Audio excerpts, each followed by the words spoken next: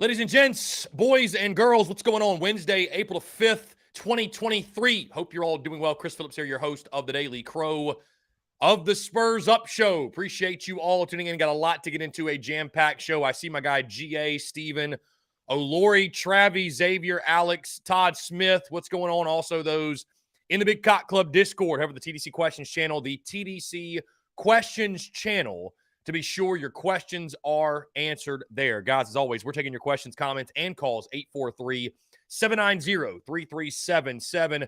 That is 843-790-3377. Again, appreciate you all tuning in, guys. Gamecocks getting a big dub last night over UNC. The shutout win, 5-0, setting the stage for a massive weekend at Founders Park as the series gets going tomorrow. Gamecocks taking on the LSU Tigers in a best-of-3. Cannot wait for that. Bruin Nation, what's going on? Will Hall, Greg Bedinger, appreciate you guys tuning in. Of course, always TDC brought to you by our friends over at Prize Picks. Head over to prizepicks.com and or download the Prize Picks app. When you do, use that promo code TSUS to receive a 100% instant deposit match up to $100. Guys, they've got anything and everything you can think of. College sports, pro sports, you're playing spreads, you're playing totals, you're playing futures, right? Make sure you're playing with our friends at Prize Picks in those prop plays as well. They've also got golf. The Masters gets going tomorrow. Of course, the par 3 contest taking place right now, but the actual tournament getting going underway tomorrow. Make sure you get your picks in on Prize Picks. So again, go download the Prize Picks app or go to prizepicks.com. And when you do, use that promo code TSUS to receive a 100% instant deposit match out of $100. Be sure to check them out and tell them that Chris from the Spurs Up Show sent you. Got an exciting one today, guys. We got Mark Ryan joining the show at 12:15. Very excited to get him on the airwaves and hear his thoughts on everything. I know Mark with some very bold takes in regards to the Gamecocks loss to Iowa in the Final Four. His thoughts on Dawn Staley. Cannot wait to hear what Mark Ryan has in store for us today. It's always a lot of fun hearing from Mark Ryan, so it should be a good time today as well. Yeah, Connor Lee, the par 3 contest. I was damn near tempted to cut the par 3 contest on the TV in the background, man. I'm fired up for the Masters, really excited for it. Austin Greer, yep. My prediction was wrong last night. I had 8-5 Tar Heels getting the win. Had the 5 correct, but did not see us throwing a shutout. So happy to be wrong. And it's so funny, guys. I was thinking about this because as you can imagine, and as you all know, I will say this. There is no fan base out there. I could be wrong. There's no fan base out there, in my opinion, though, from my experience, which is obviously with the Gamecocks, there's no fan base out there that has more of a chip on their shoulder than the Gamecocks fan base, right? And looking at this season, I have been overwhelmingly positive and optimistic, and I was thinking back, and I can't believe, honestly, how positive and optimistic I've been. Do you realize last night was the first time all season, that I've picked South Carolina to lose a midweek game? I have not yet picked them to lose a weekend series to this point. And so all of the picks have been correct all season long. Last night, go out on a limb. Hey, you know what? Our history in Charlotte isn't great. UNC, a quality team. Pick the loss. We end up winning. And my goodness, the hell that I have received the last 24 hours or so, really 12 hours or so, after that game. Gamecock Nation, you never disappoint. So thank you so much. It's been absolutely insane. But happy to be wrong. Very, very, very happy to be wrong. Very happy to be wrong. I mean, absolutely. So this team continues to find ways to win. You absolutely love to see it. Will Hall, does throwing Jones last night bode well for Noah throwing and Sanders for that matter? I will tell you this, Will. Again, this is per sources, speculation, if you will, but I received a message last night from somebody who says they've got good connections in the program that it will be Sanders, Hall, and Mahoney this weekend. Again, I think Hall, though, the big thing with him is a day-to-day type of deal. I think it's a day-to-day type of deal. We don't exactly know for sure, but Will Sanders will be back in the rotation. Frank Rogers said, I hope you learned your lesson. What lesson is there, Frank? I mean, if you think I'm going to go throughout the rest of this season and not pick the Gamecocks to lose, boy, you got a rude awakening coming in, my friend. A very rude awakening. So I'm going to just tell you that right now. I think there's some people, too. I was getting comments last night. How dare a Gamecock page pick the Gamecocks to lose? I'm like, you have to be new here because I have picked Carolina not only to lose, but get their brains beat in on multiple occasions. And I don't listen, like, I don't want to be the guy. There's some people that make me want to be this guy. I don't want to be the guy that tracks every single pick and I like beat my chest when I'm right. Look at me, I'm right. Because I don't care about being right. But there's some people that act like I miss every pick, and it's like, that is so wrong. Like, you couldn't be further from right. You really couldn't. So, Frank, I tell you, my guy, people have been trying to make me learn my lesson since I started this thing in January 2017. I tell you what, Frank Rogers, I still ain't learned my lesson. I ain't going to anytime soon. So, tough shit. Anyways, 843-790-3377. That's 843-790-3377. Austin Greer says, I'm assuming you're going to pick LSU 2 out of 3. That's what I'm leaning towards. Austin, you got to wait till tomorrow. You have to wait till tomorrow for the pick. So I think it's going to be a great series, man. I think it's going to be an electric weekend. And I tell you what, the comment from Eli Jersenbeck after the game last night, in case you guys missed it, Colin Taylor of Gamecock Central, he posted this. But the comment that Eli Jersenbeck made, I think it really shows a mentality shift. Not that these guys haven't always been confident or thought this way, but he said this. He said, quote, in regards to LSU coming to town, he said, quote, of course, it's a great opportunity. I mean, they're facing South Carolina. It's not us facing LSU. They're coming in here and facing us. I'm ready for it, and it's going to be a fun ride. And that type of mentality, I mean, that's the mentality of the great teams that played at South Carolina, 10, 11, 12 specifically, right? Who gives a damn about their ranking? Who gives a damn what they've accomplished? Like, you got to come into our house where the Gamecocks, by the way, are 18-0. You're putting that record on the line this weekend. They got to come to our house, right? I know we've talked about earlier in the week the schedule and the gauntlet upcoming, and it is a gauntlet for sure. The SEC as a whole is extremely tough, but those teams have to play South Carolina. Like, it's not just like, oh, my God, the Gamecocks have to play LSU.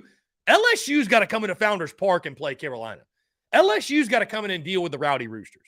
So the pressure is on the Tigers and the Gamecocks, but the Tigers especially, right? So I love the mentality. I love the moxie of a young kid like Jersenbeck. I mean, that is the standard, right? South Carolina baseball, when I look at the Gamecocks, listen, we make predictions on our end. We speculate. We project, whatever. South Carolina, we should never go into a series, like in the building, I mean, never should go into a series expecting to lose. Oh, as long as we just take one, it's okay. You should always expect to win the series. South Carolina baseball, it should always be, oh, damn, we got to play the Gamecocks. Not the other way around. You got to come to Founders Park. They don't give a damn who the opponent is, what the ranking is. You got to come into our place. You got to deal with us, a really, really damn good baseball team. So I love the mentality. I think it shows a bit of a shift, if you will. I don't feel like we've seen that confidence in quite a while. And it also just speaks to the kind of kid Eli Jersenbeck is. He's going to be an absolute stud for years to come. But I love the mentality, man. They got to play us. We ain't got to play them. Going to be one hell of a weekend. I think the Gamecocks are going to give LSU their best shot, and no doubt. Let's see. Gia, you must be new here. Yeah. Yeah, some people, I'm like, you got to be. You couldn't have been around when I said that Tennessee was going to bend us over and do whatever they want to do with us for 60 minutes because you already know that I've got a track record of picking whatever.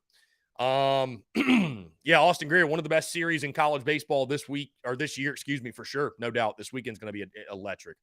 It's going to be electric. Brian Dean, I'm going to be bold. Gamecocks get the sweep. You heard it here first. That would be a very, very loud weekend. Let's see. Connor Lee, I love the way Jers pitches. He just looks like he's tweaking on the mound.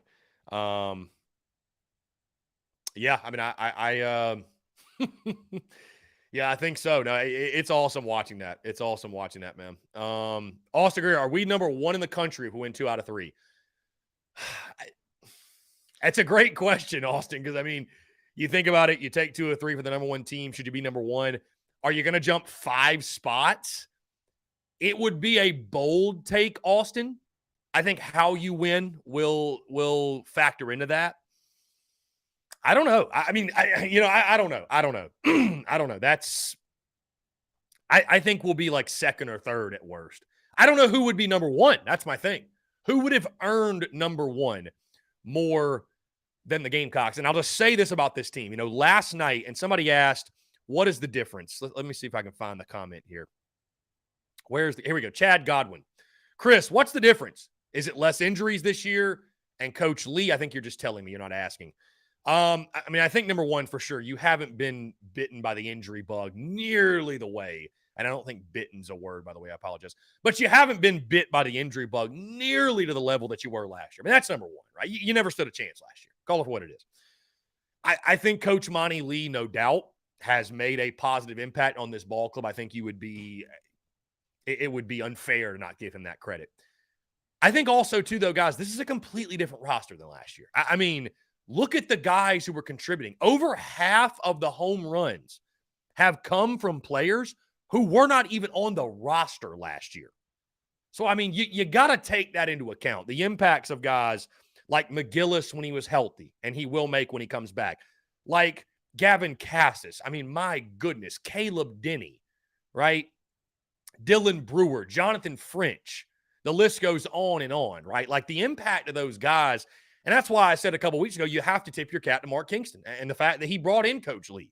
He brought in all these guys to the portal. He's done a great job of constructing the roster. And I gave credit last summer, too, even after the season, after we found out Mark Kingston be back. I said, you know what? I'll give him credit. He didn't just sit on his hands and say, oh, woe is me. We'll just try it again next year with the same philosophy and the same players. They went out and acted as such that this was a huge year. And you picked up key pieces and picked up key guys, and lo and behold, here you are. So it's a job well done, just completely flipping the roster. Because again, you can speak to Coach Lee, you can speak to no injuries, but I mean, it's just the lineup's completely different than what we saw last year. Completely different. Let's see. Connor Lee.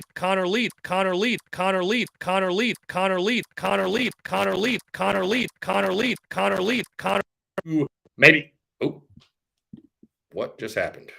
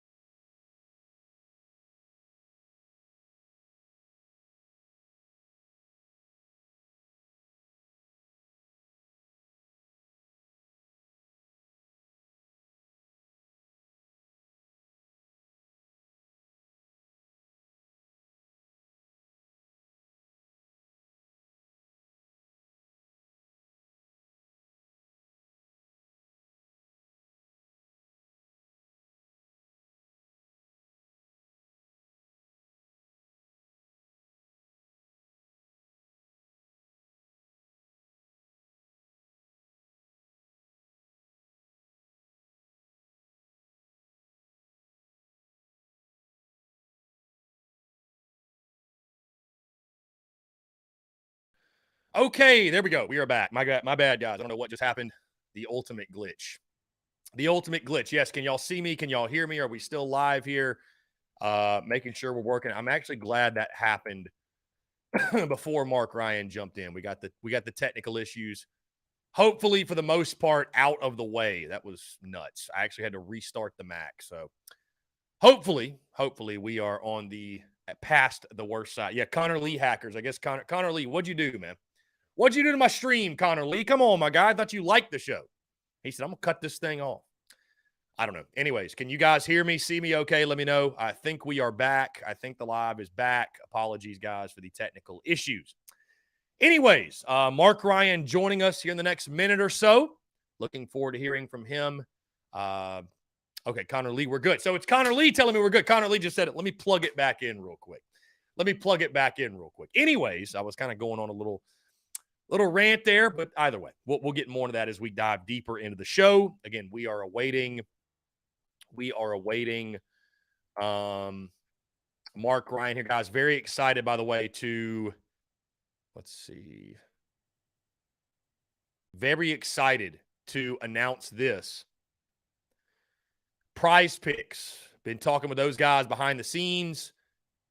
We have reached an agreement with Prize Picks to continue and actually upgrade and enhance the partnership with our friends at Prize Picks. So very exciting day for TSUS. Actually just got the email while on air. Love having those guys over as a partner. We're actually increasing the amount of involvement that Prize Picks will have. I'll start giving out picks for more sports, if you will. Really excited for that, which also means Prize Picks, again, you're going to hear from them more often. You're going to see them on social media more often. They're also becoming a more involved partner in regards to the financial commitment they are making to the Spurs Up Show, which obviously I don't have to explain to y'all why that's a big deal. So grateful to have Prize Picks on, as I would say now our top sponsor, really. Our top sponsor, if you will, and just really blessed and fortunate. And I appreciate you guys, your love, your support, because I'll tell you this, I've talked with the Prize Picks guys before, and they have straight up told me, like, listen, man, your engagement's incredible. We love being a partner with you. Your audience, they engage, they play with us. They use Prize Picks. The engagement rates are incredible. So again, that all goes back to you guys, your love, your support. And I cannot say thank you enough, man. So really exciting news. It happened just now, live on the air. Got the email from Prize Picks.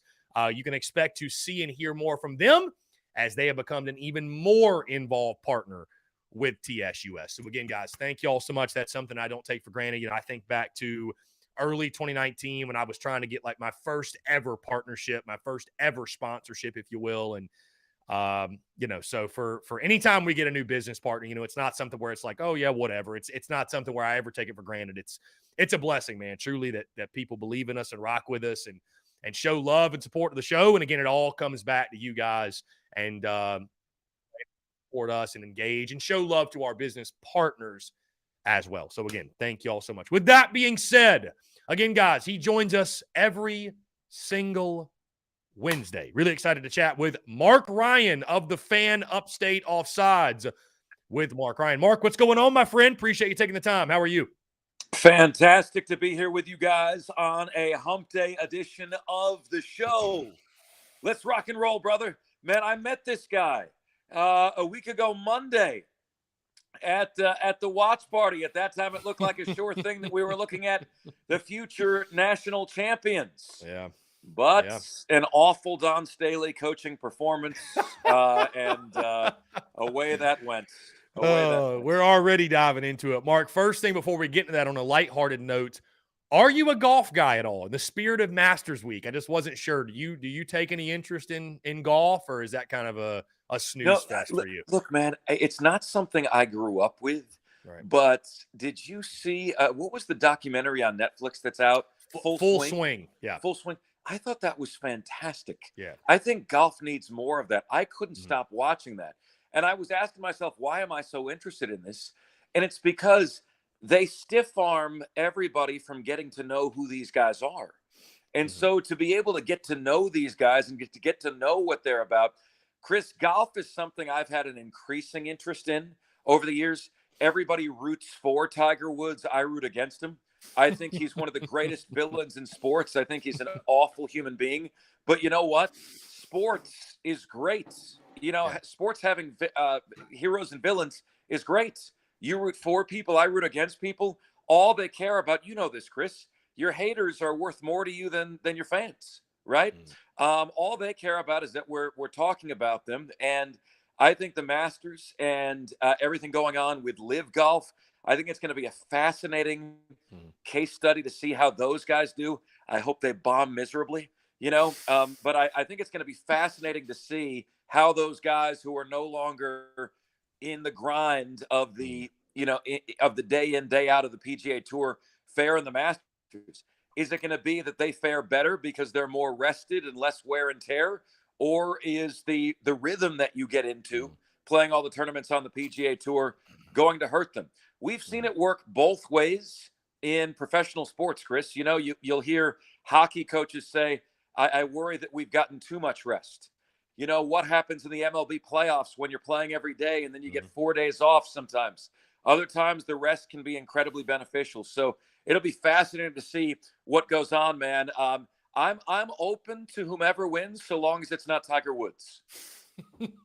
Well, I think it's a safe bet that Tiger will not win. I think if he can get around the course for 4 straight days, that will probably be an accomplishment, but you never know. We've seen crazy things happen before. And speaking of the Full Swing documentary, I have watched it as well, Mark, and I think to your point, that is such a great documentary because it brings a level of those guys come off as human in that documentary, whereas versus when you watch the PGA Tour, I think it sometimes feels like those guys are robots, if you will. And that goes across all sports, right? When you don't really get to know them, you just see somebody on TV and it's literally like they're robots. So bringing that human element, I think, in the Full Swing documentary, it was very cool. It was also wild, though, and I know I'm kind of going on a rant about this, but it was wild to hear how self-deprecating some of those best athletes in the world are. I couldn't believe that. Like, I'm a Brooks Koepka guy. Like, I like Brooks Koepka.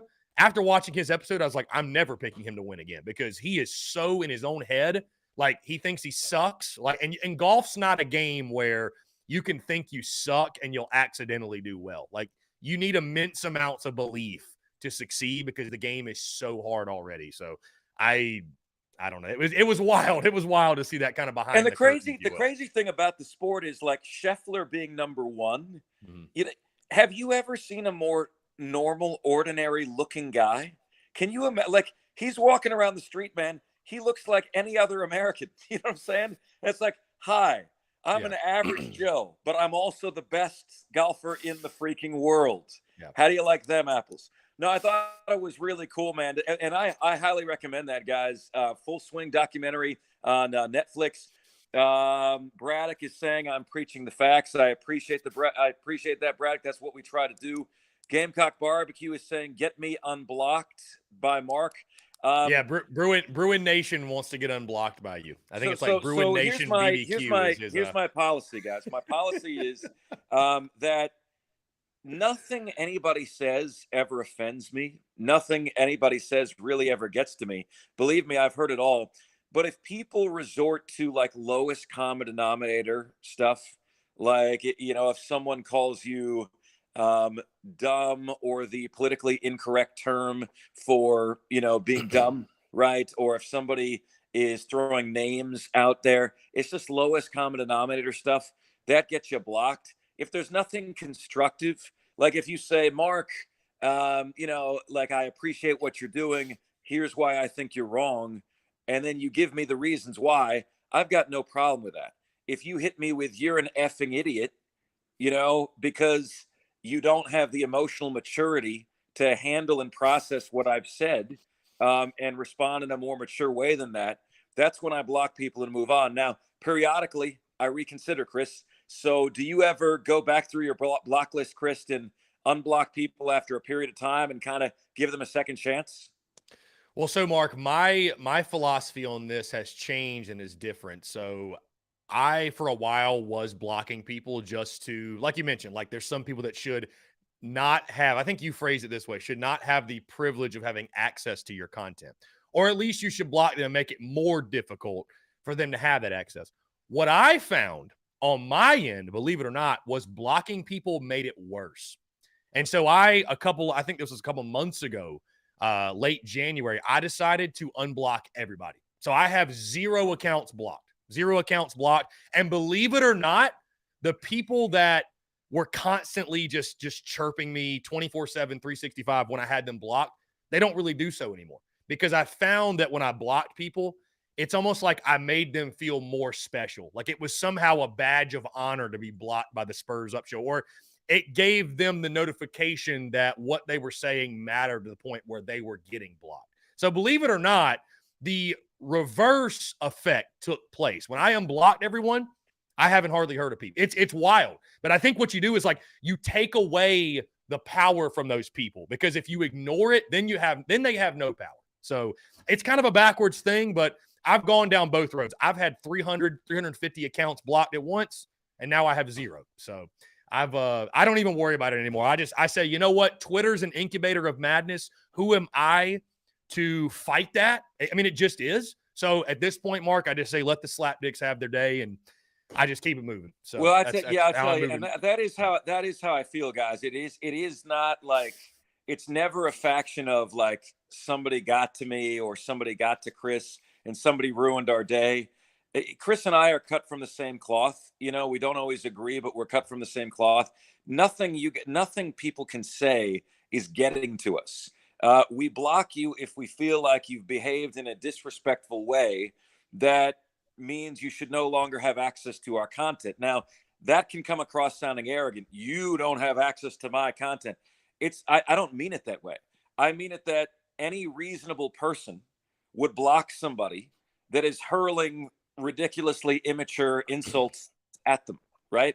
Any reasonable person would do that. You don't want that in your timeline all day long, right? So, but yeah, it's an interesting sidebar, Chris. It's an interesting thing, but yeah. I think periodically I'll go back and I'll reset some folks, you know, I'll reset it, and it's not necessarily a permanent thing, but look, man, it's always a fun conversation. I never know where it's going to go. We've already talked golf and blocking on the show today. This is fantastic. Well, I'll just say this to follow up on that, and then we'll get into, I definitely want to talk about the Dawn Staley, the Iowa stuff, whatever, but anyone who brags about being blocked by someone on Twitter, that is the biggest weirdo loser move you can possibly do. And I would just say that, to your point, man, it's about protecting your mental peace also. Like you wouldn't surround yourself with people in real life that were hurling insults at you. So it's like, maybe you just don't want to see that on your timeline, on your feed. Like, and that's everybody's right and prerogative on the app. And I think anybody who doesn't understand that, and again, to brag about being blocked when you just talk about what it takes to get blocked it's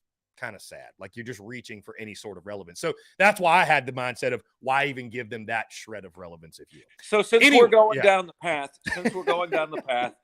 this is a free-flowing show today, Chris. Let me switch it around on you. I'm going to be comparing your answers to my own here. Okay. And so at this point, ladies and gentlemen, you're wondering who hosts this show. Is it Chris or is it Mark? Chris, I would love a 1 through 10 score from you on the different units for the Gamecocks heading into 2023 on the football side of the ball. Okay. And I'm going to come up with my own. I'm going to compare yours with my own. Now, can we do this? Is this okay? It's your show. Yeah. So let me ask you this as kind of because I do position unit preview like in the fall, right? So I'm more than happy to do this. When you do your ratings 1 through 10, are you thinking comparatively like 1 through 10, like what would be a 1 and a 10?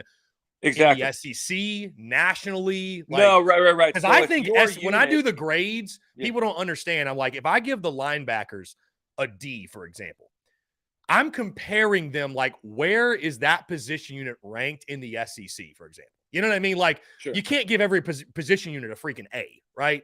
So I was just, okay. I just, so to give you kind of where my head's at. I would say scale of 1 to 10. 10 would be you got one of the best units in America, right? Okay. And 1 would be this unit is really going to prohibit us from achieving our potential. Like this. And so a 5 being average, right? Like a 5 being average would be like among Power 5 teams.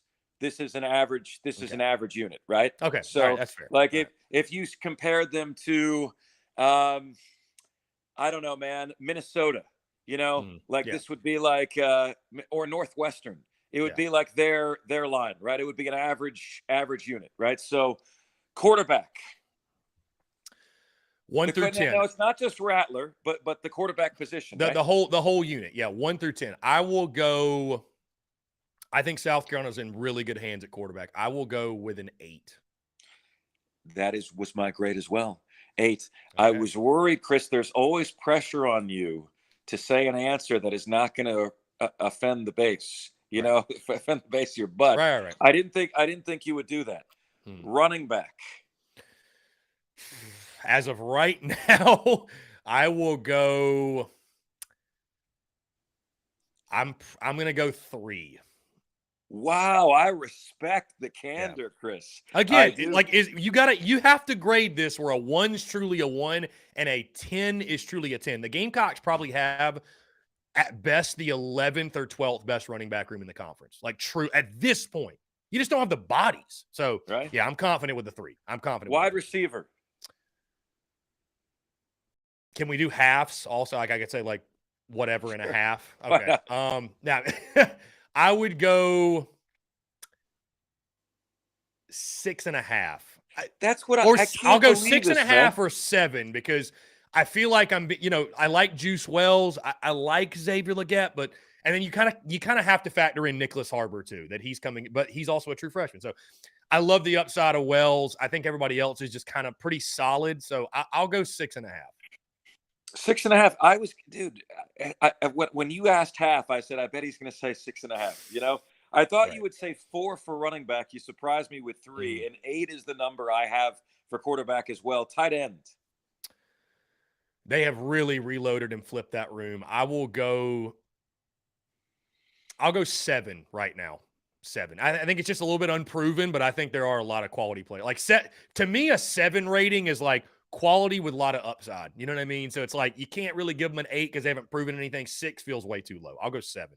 We've all seen, Chris, you go around town and you say that guy's a 7. You know, so I appreciate and I value that, Chris. I value that about you, man.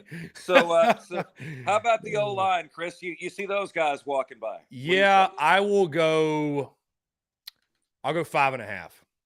Ooh, slightly above average, but you lose 3 starters, so it's a little bit of that's a question mark. That's a question mark for sure. Edge. God, this might be another 3. I'll say this. I'll go 4 at edge. I think the return of Strawn is big.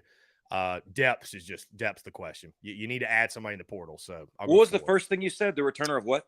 Jordan Strawn. He got injured in the first game last year. He was the Georgia State transfer that led the country in sacks in 2020. So I think he's going to be a really good player. You know, is he a step slower? I have no idea, but I think he will be that's a big one to get back. He and Terrell Dawkins, the other guy, needs to step up. NC State transfer from a couple years ago. Okay, edge is 4. DT. I'll go 6. So is it fair to say that your D-line is a 5 overall? That's fair, yeah. That's fair. Okay. Right now, yes. D-line is 5. LB. I'll go 5.5. Yeah, I mean, Mo Kaba's back from injury. You lose Sherrod Green and Brad Johnson. You do get Mo Kaba back from injury. I like the pickup of Jerron Willis out of the portal at Ole Miss. Stone Blanton's going to be a dude. Pup Howard's a freshman. So I think you have more depth at linebacker, but it's still a question mark. It's without a doubt. CB, no Cam Smith. So strictly corner, or are we including safety in this? Corner. Corner? Yeah. I think grouping it as a whole as defensive backs would be easier, but if you want to do separate, we can. Yeah, let's look at separate and then let's do the average of both. Okay. I would say at corner, it looks like Dial and Fortune are your starters. You're definitely going to, I would have said Cam Smith and Darius Rush were like a 9, like truly. I mean, I think they were that good. I'll go 7 for the corners. I still feel pretty good about Dial and Fortune. And some of these young guys stepping up too. I'm not convinced Fortune's going to be the guy every week. I think there's some other youngsters that could step up there. So, but I like that. And especially with Torian Gray, I think you almost have to bump them up a point because of his coaching reputation at this point. So. Okay. And strong safety. Safety with Nicky Mawari leading the way, I will go 7.5. So I feel pretty good about the secondary. I feel confident. I'd say the secondary as a whole is probably a 7. I know I just did 7.5, so Yeah. that would be kind of between. But I think 7 or 7.5 for the whole secondary. I think the secondary will be the strength of the defense again. And how about special teams? Oh, I'm giving a 10 for sure. A 10 for sure. I mean, really, realistically, 10. Kai Kroger, I think you could argue, is the best punter in America. Mitch Jeter was fantastic last year.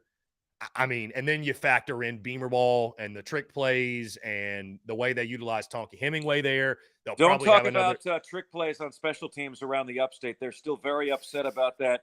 Yeah, that I think cluster, Mark, that you have rugby to. scrub. I mean, you have to go 10 at this point. There's not a team in college football that utilizes special teams more to win games in South Carolina. So I'd go 10 for special teams.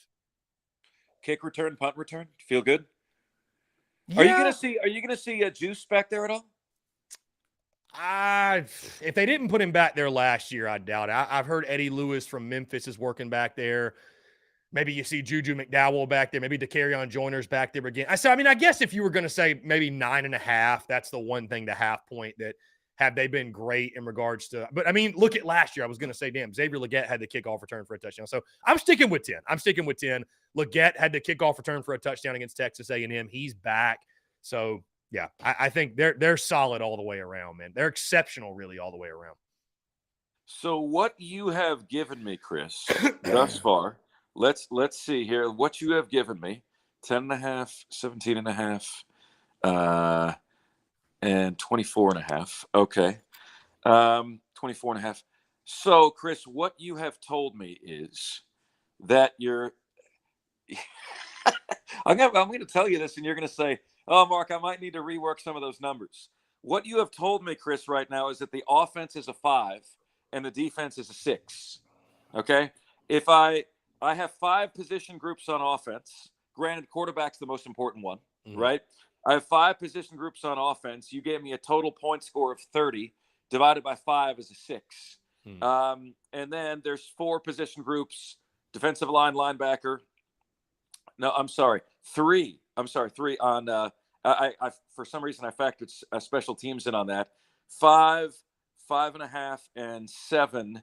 12.5, 17.5, 17.5 divided by 3. Yeah, a 6. So 5 on offense, 6 on defense. You okay with that? Do you feel like this team is a 5 and a 6? Yeah, I mean, I would say the offense is going to be better than the defense this year. So I think the difference, though, is that, offensively, you can overcome that 3 at the running back position. I think we're going to be pass heavy. I really do. And also, too, I think we're going to add a running back in the portal. And I'm not trying to, crap on the guys that are currently on the roster, but we need a proven Power 5 ball carrier. I don't think anybody would argue against that.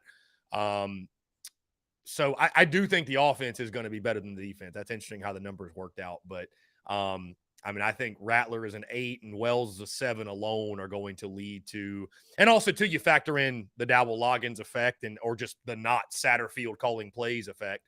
So that's interesting how the numbers work because I would say the offense will be better than the defense this year. But, that's, again, interesting how the numbers work.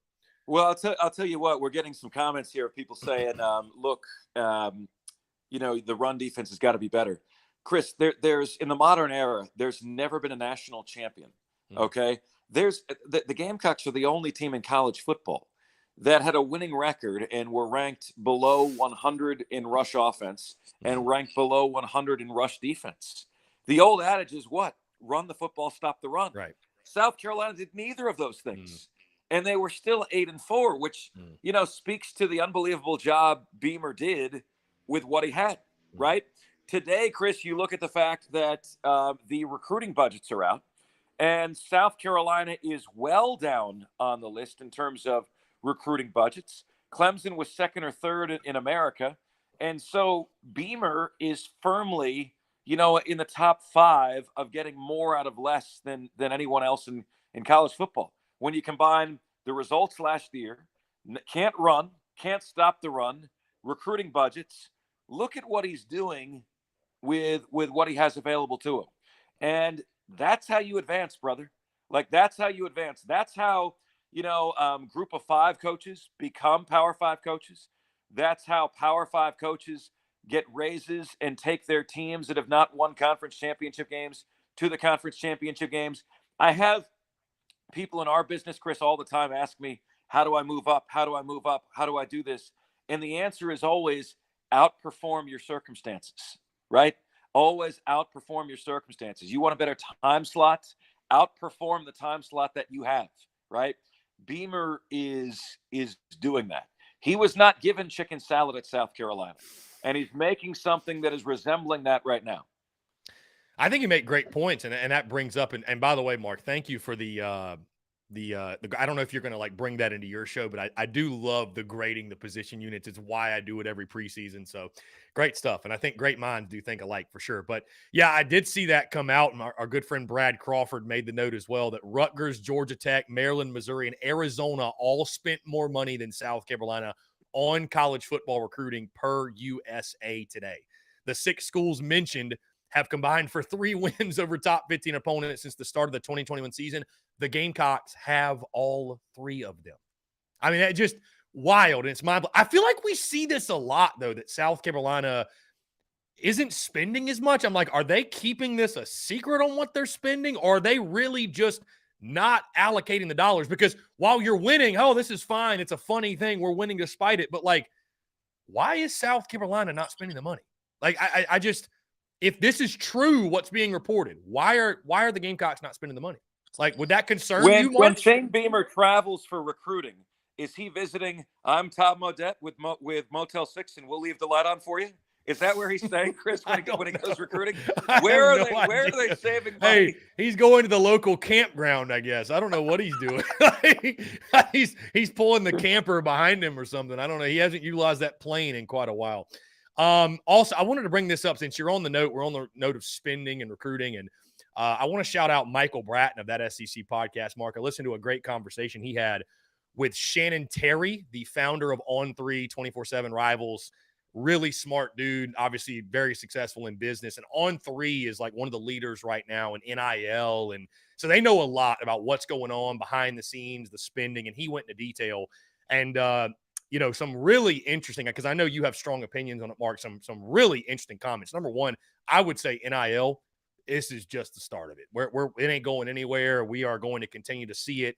But he mentioned that with these collectives at these Power 5 schools, it's probably on average about $6 to $8 million that all of these schools have in their collectives. The stat that I thought was crazy, though, he estimated that 14% of the money from collectives went to recruiting, high school recruits. 86% of the money went to the current roster. So that meant that keeping your roster intact takes 86%. So if you got $10 million, for example, you know the math, $8.6 million is going just to keep the current roster intact. And he cited that's why the transfer portal was so weak this previous cycle, because normally when guys would have been transferring, they were lured to stay. I know that, there were some guys at the portal, big names, but it wasn't as potent a portal as before because guys are staying because they're being lured by the dollars, if you will, from the collectives. I don't know. I just wanted to give you that tidbit of information. I thought that was absolutely crazy that 86% of the money is going to just keep the roster intact and to keep guys from going elsewhere. It's wild, I think. That's the one thing, Chris, that fans are not realizing about this, right? Like when fans think about the NIL and the transfer portal, Jordan Burch went for the bag, and he's probably right. But before he did, he probably sought what was available to him from the Gamecocks collective. He didn't like the number compared to what the number he could get from Oregon, and so he left. Ryan Day said it would take him $15 million a year just to keep his roster together.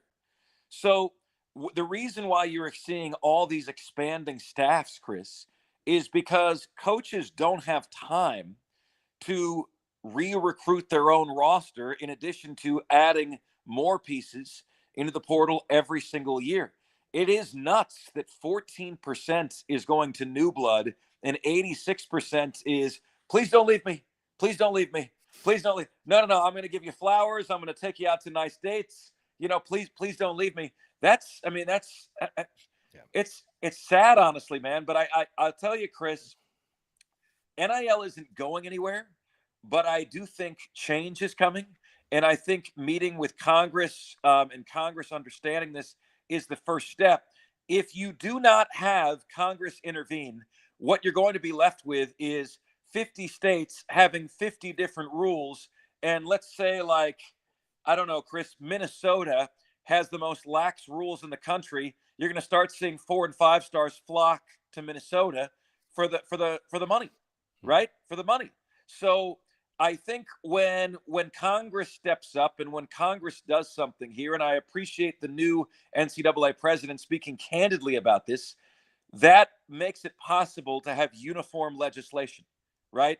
Without Congress, 50 states have 50 different rules, and get like Chris, you know as well as I do, the priority of football in a state like Alabama, for instance, they're going to have the most lax rules. They're going to get all the players. So you got to make it uniform.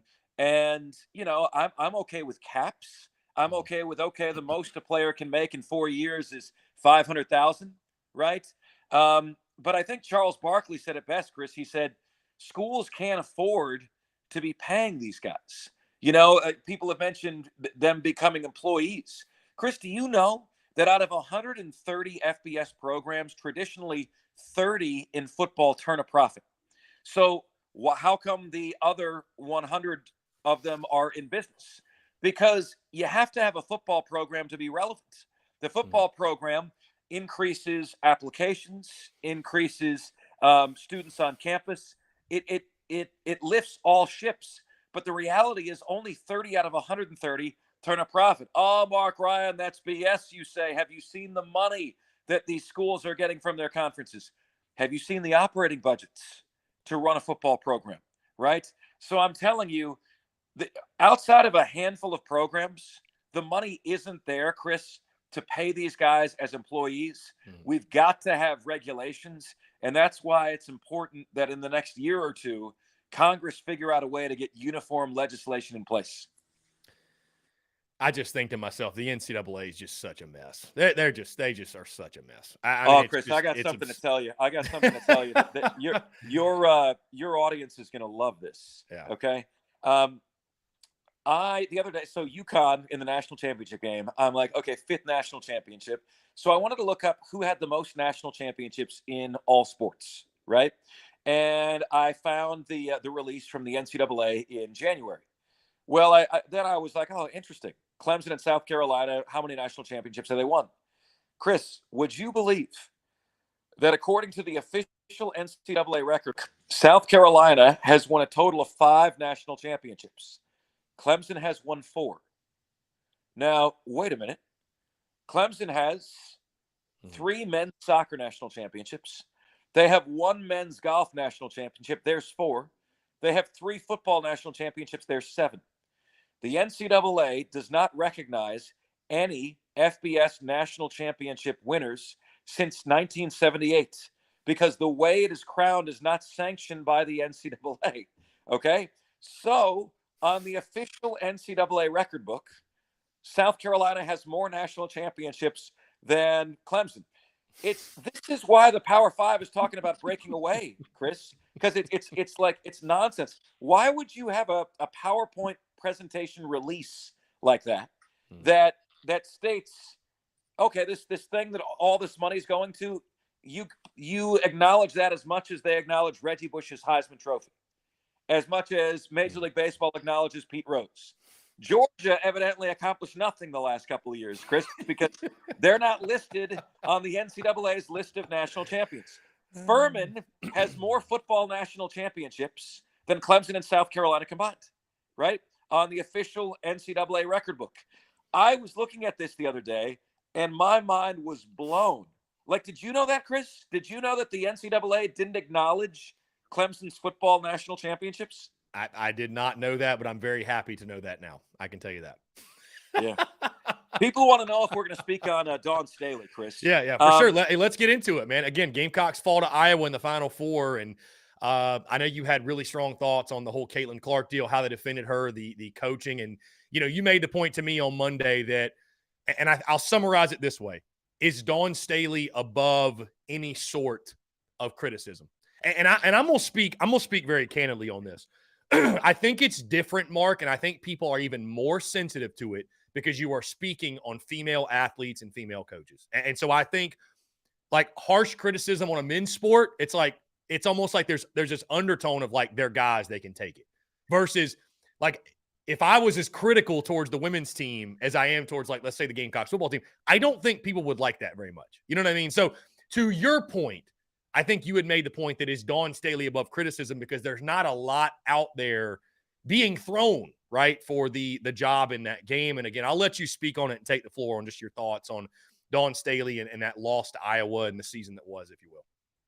Dawn Staley, rightfully, is the statue of her already up, Chris, or is it going up? Like, I'm serious. Like, there's a plan for one, right? There's one statue, and it's Asia Wilson. Actually, I think there is a statue of Dawn Staley downtown, if I do recall correctly. If it's not up, it is going to be up. Okay. But I think there is downtown Columbia. And she deserves that, Chris, because she has made the South Carolina program one of the best in the country. At the same time, there is this narrative, this vibe in sports media today that if you're critical of anybody or anything, you're against them. That is the most ridiculous pile of BS I've ever seen. You should always have the freedom to speak the truth. So here is the truth. Her game plan for Caitlin Clark in Iowa was one of the all-time worst I have ever seen. Chris, I'm not lying to you. Nobody on this call right now, nobody on your show, none of the people in the chat room would have devised a worse plan than the one she put out there on Caitlin Clark. Number one, what you do with Caitlin Clark, and South Carolina did this, you treat her like she's Steph Curry, you body her, you bump and run her, you don't give her any space because if she does, she pops threes in your face. The problem is, once she made it past the first defender, there was no help. There was no help at all. Every time she made it past the first defender, she had a free layup. That is completely and totally inexcusable. After that happened twice, Chris, I would have called timeout and I would have said, what are we doing? You've got to rotate. We worked on this in practice. You've got to rotate over. And if my team wasn't successfully doing that, Chris, you know what else I'm doing? I'm double teaming her. Because whereas Dawn Staley has forgotten more about college basketball than I'll ever know, you know who hasn't? Charles Barkley. And you know what Charles Barkley always says? That one player is not going to beat me. I've heard him say this. He goes, that's the dumbest strategy I've ever heard. Dumbest strategy I've ever heard. That the ball is coming out of his hands. And he says it about the NBA. There was a series in the bubble a few years ago, Denver against Utah, Jamal Murray against Donovan Mitchell, and each guy was going off for 36, 38, 40 points a game. And he was saying, that would never happen. The ball is coming out of his hands. Like, I'm not going to let one guy beat me. South Carolina did 41 points, Chris, out of 77 were scored by Caitlin Clark. 53% of Iowa's points were scored by her. Look, dude, she was averaging 28 points a game going into the tournament. And then against the best defensive team in America, she scores 41. That is pathetic. And the lack of any sort of coherent plan for how to deal with her is why South Carolina lost. And it's got to be the most painful thing that 6 weeks ago, the Gamecocks beat LSU 88-64. They had no hope. And you learn a lot, Chris, by listening to what your peers say about you. Kim Mulkey at LSU before the game said, how are you going to beat Iowa when South Carolina couldn't? She said, simple. We're going to take the shots that South Carolina wouldn't. Do you not believe that to be an indirect knock at Dawn Staley? Why isn't South Carolina taking the shots? Why isn't the roster constructed where they can take the shots? If all you need to do is pack the box against South Carolina to beat them. So there was an offensive problem. But for all it is good and holy, Chris, why in the hell would you not send a trap if all else was failing? If you can't rotate help to stop her at the rim, why would you not double her and get the ball out of her hands? If you do that, Chris, you win that game. South Carolina had 73 points. You win 73-50, brother. If you just take the ball out of her hands, like how is this justifiable How is there not outrage here? I would be beside myself if I am a Gamecock fan that Don Staley allowed that to happen. Yeah, I mean, you break it down very well, and you look at that game, and I mean, it is maddening for sure. Especially, I think, mostly when you look at what LSU did, and that's a team like you mentioned that you beat by 24 points, and now they're hoisting the trophy. And I know Gamecock fans for sure, but I know the Gamecocks have got to be sick in watching that game. Mark, last thing before I get you out of here, the Gamecocks baseball team stays hot last night. Big 5-0 win over the North Carolina Tar Heels, the 13th ranked Tar Heels, and now sets up one of the biggest series in recent memory at Founders Park, number 1 versus number 6. Just your overall take. I know, again, you've been asking me for weeks, is this an Omaha club? And I think at this point, Mark, I would say yes. It's all just going to come down to, like anybody else, are you playing your best baseball when it matters most? I mean, that's what gets you to the postseason. But when you look at this team, top to bottom, we're going to talk about it more today on my show and later throughout the week. I think the answer is yes. This is absolutely a Omaha ball club. Just what you've seen from South Carolina, again, sitting 8-1 in conference play.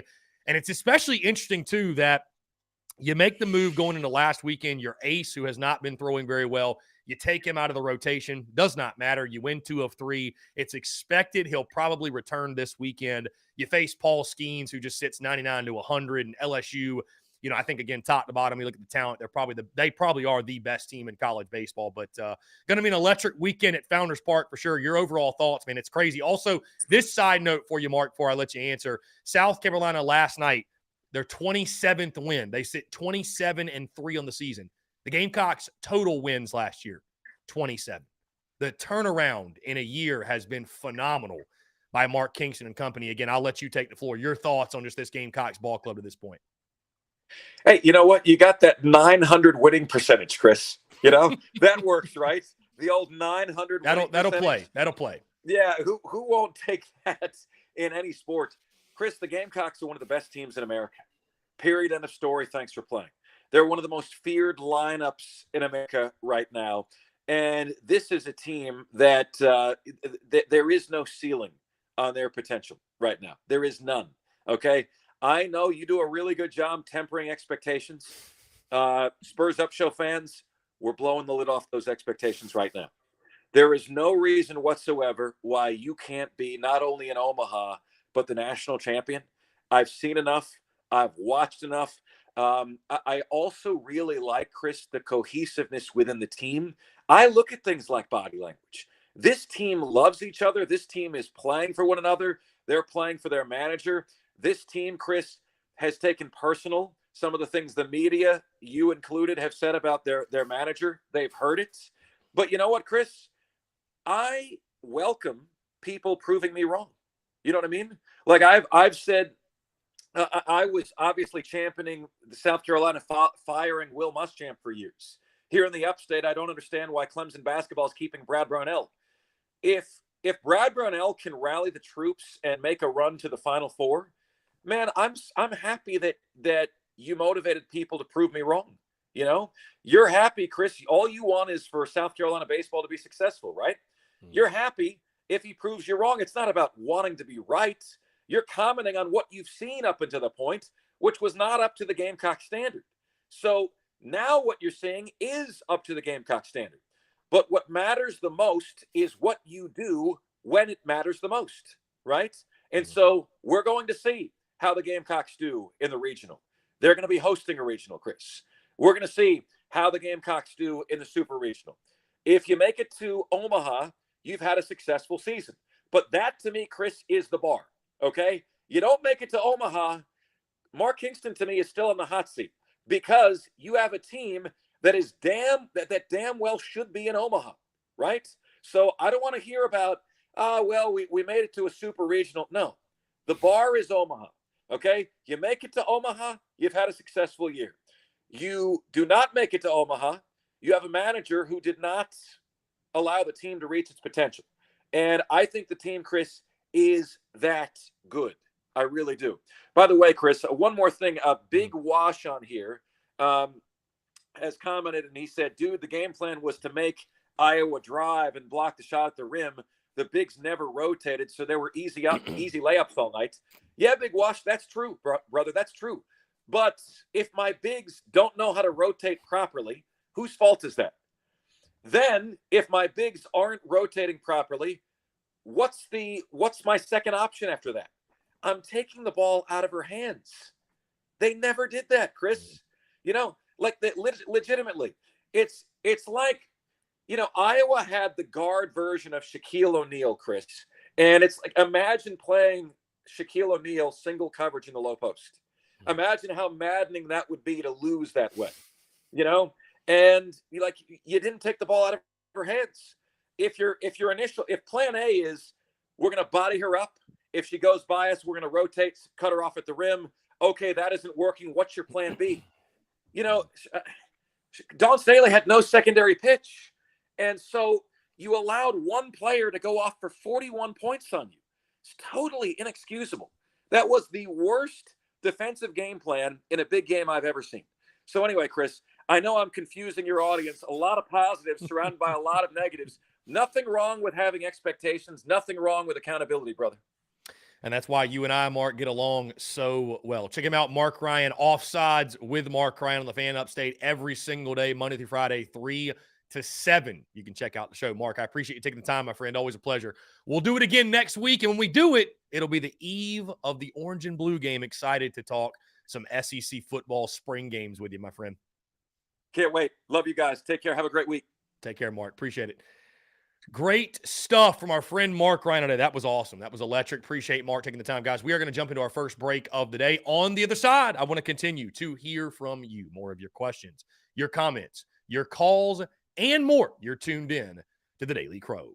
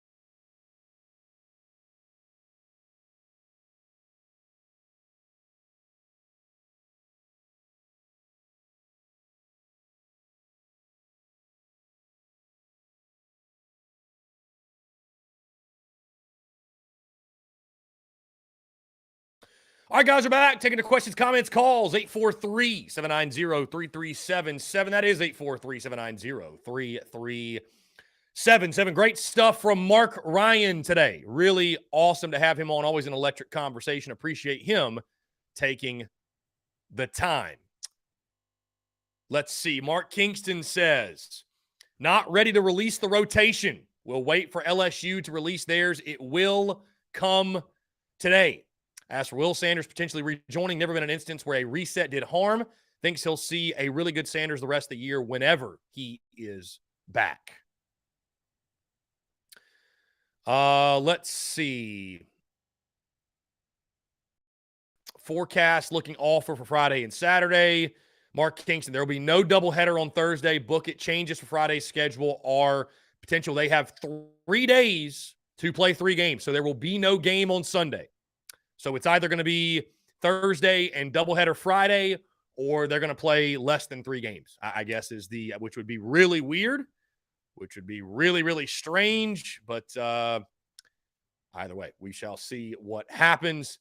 Again, the Gamecocks starting rotation has not been released yet. I would imagine, it's going to depend on the health of Noah Hall. I think Will Sanders will be back in the weekend rotation. I just don't see any scenario in which he's not, especially with the fact that Eli Jones pitched last night. So unless they went Hall, Jones, Mahoney, or Hall, Mahoney, Jones, or something like that, because he didn't throw a ton. So Eli could technically come back, but I would be surprised if Will Sanders is not back in the weekend rotation. So let's see. Oh, our friend Brennan M is not going to be pleased with this. College Baseball Nation just dropped their power rankings. They have Tier 1, Tier 2, Tier 3, and Tier 4. The Gamecocks are in Tier 2, within Tier 1 being LSU, Vandy, Florida, Arkansas. Then Tier 2 is Carolina, Tennessee, Kentucky. So our friend Brennan M is going to have a freaking field day. Going to have a field day with those rankings for sure. Again, guys, 843-790-3377. That is 843-790-3377. Austin, can they play during the day on Friday?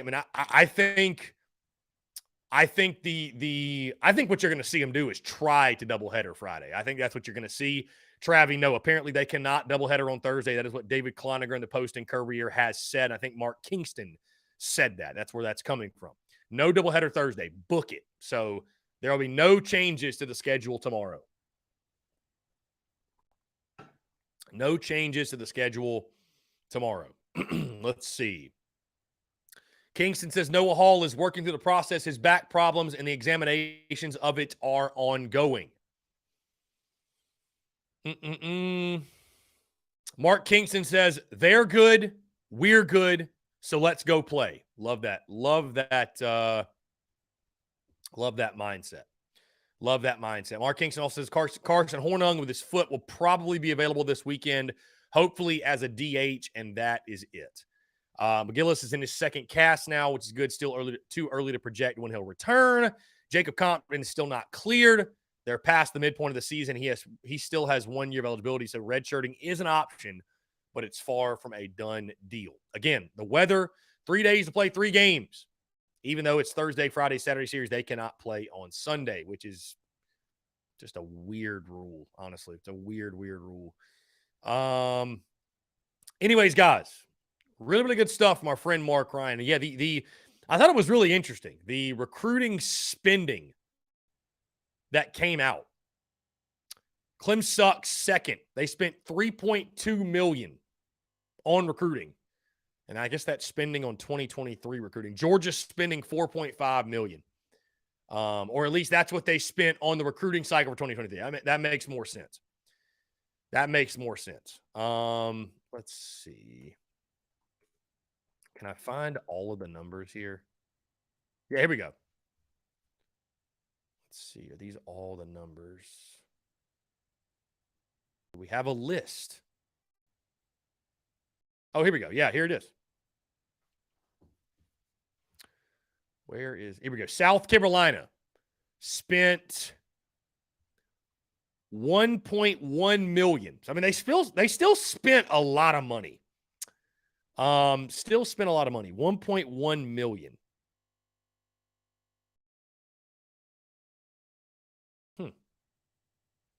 Again, Georgia and Clem sucks at the top. Texas A&M right behind them. Tennessee's up there. Oklahoma, Texas, Bama, Michigan, Oregon, Florida, Rutgers, Penn State, Washington, Maryland, Arizona, Auburn. Interesting. Very interesting stuff.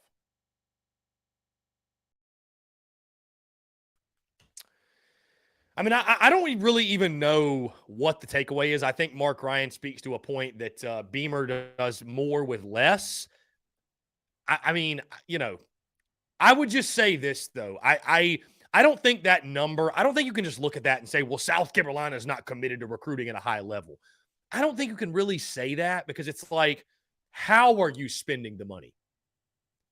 Is Georgia just going places to go places? Are they going to see a bunch of guys they're not going to get anyways? Like the efficiency of how you use your money, I think that's something that, we just don't have all the details. It's easy to just look at a number and say, well, I mean, you're just not spending as much, but like, are you spending the money efficiently? I guess that would be my question.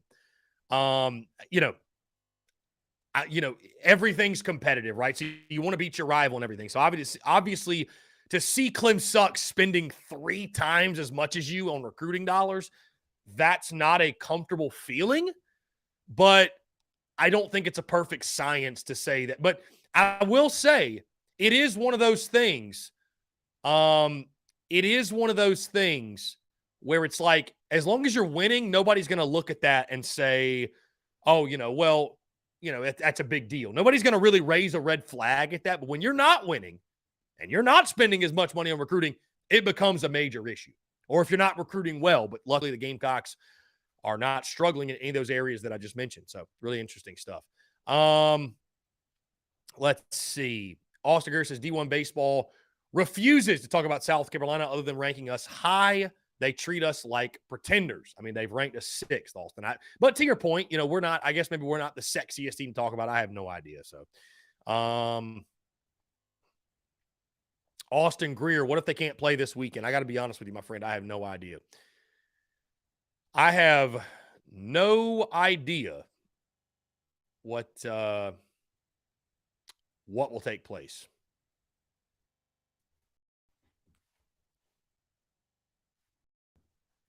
No idea what will take place. So again, guys, in case you missed this, very interesting. Per USA Today, the Gamecocks spent $1.1 million in recruiting for 2022. Compare that to 2017, for example. They spent $917,000. So do with that information what you will. Anyways.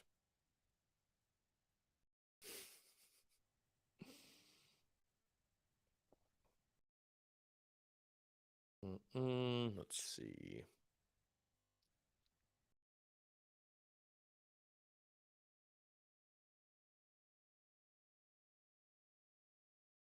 Wow. Florida State transfer edge Derek McClendon is currently visiting South Carolina. How about that? Wouldn't that be something?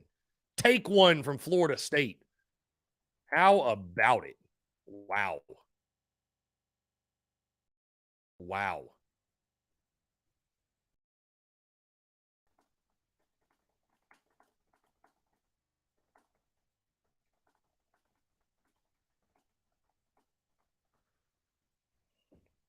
How sweet it would be to take one from the Seminoles. How sweet it would be.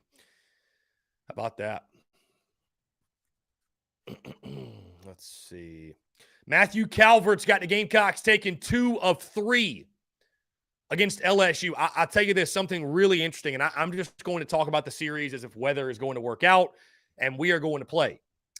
In case you guys missed it, South Carolina is 18-0 this season at Founders Park. The Gamecocks have not lost a game at the friendly confines. This is obviously a team that has been playing with immense confidence and belief and love for each other. And we've seen how that's worked out at this point, 27-3, and again, undefeated at home. You put that on the line this weekend against the LSU Tigers, the number 1 ranked team in all of college baseball.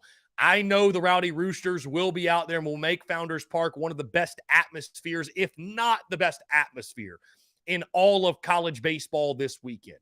I think you're going to see a team that, again, plays with that immense confidence, that has that belief in each other, and is going to be very, very, very comfortable at home. And we've seen this team at home win in a multitude of ways, whether it be a blowout victory, an offensive explosion, a late inning heroics, if you will. We've seen walk-offs. We've seen home runs left and right.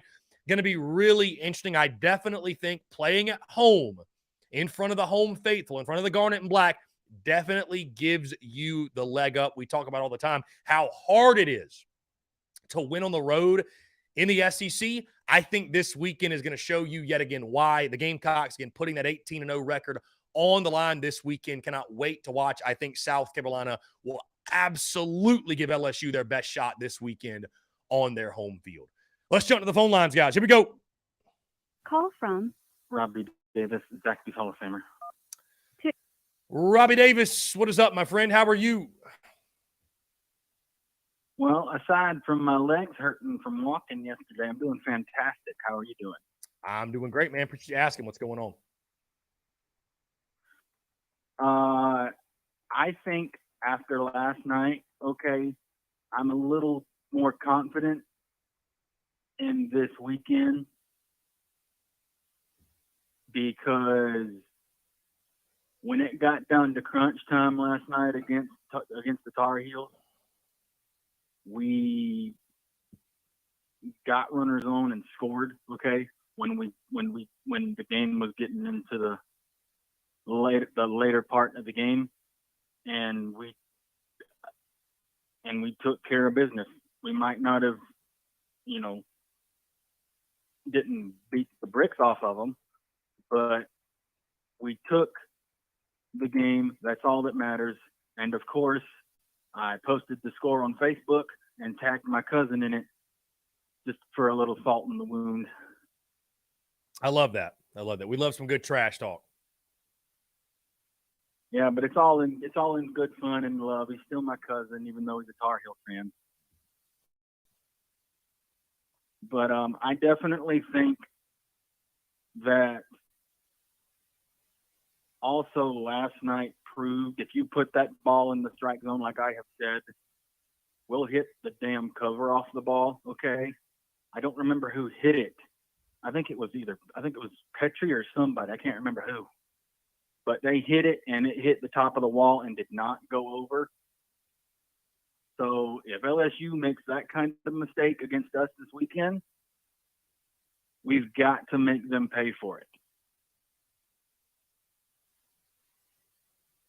For sure. I mean, listen, this is a series that, I've said this before, that I don't give keys to the weekend for baseball. And the reason is this. Right. The keys to the game, the keys to the weekend, they stay consistent.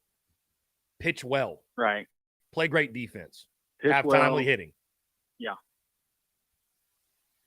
Exactly. We've got and the fans. I listen. I'm not going to be there. I wish I could be there, but like I've said, make Founders Park a living hell for 3 days for LSU. Make it to the point where by Friday they want to go home. Okay, they don't even want to play Saturday. All right, get it to that point where they're like, I don't even want to be here. Like this is insane. I don't want to be here no more. That's what I'd be telling the fans if I was any coach. I'd like show up, because fans can help, like showing up, going crazy, making the opposing team uncomfortable. That's the fans' job in any sport. And we have, I don't know, and I'm not trying to sound biased, but I truly believe when it comes to baseball fans, college baseball fans, South Carolina fans are at the top of the tier. because I've been to Founders Park with it crowded, and it was insane. I had to like blink my eyes one time because I felt like I was at Willie B watching us beat Clemson in football. But then I was like, wait a minute, I'm at Founders Park, but this feels like a football game. Like, it was crazy.